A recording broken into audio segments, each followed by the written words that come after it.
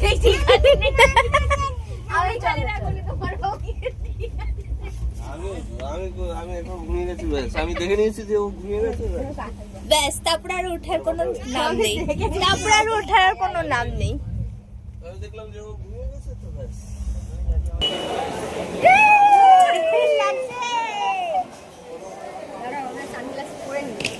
পুরো ধরে রাখতে হবে একদম কারণ ঢেউটা না যাওয়ার সময় টান মারে একটা হ্যাঁ আমি অতটা নাম জানি না ওটা দীঘা ছাড়া যাবে না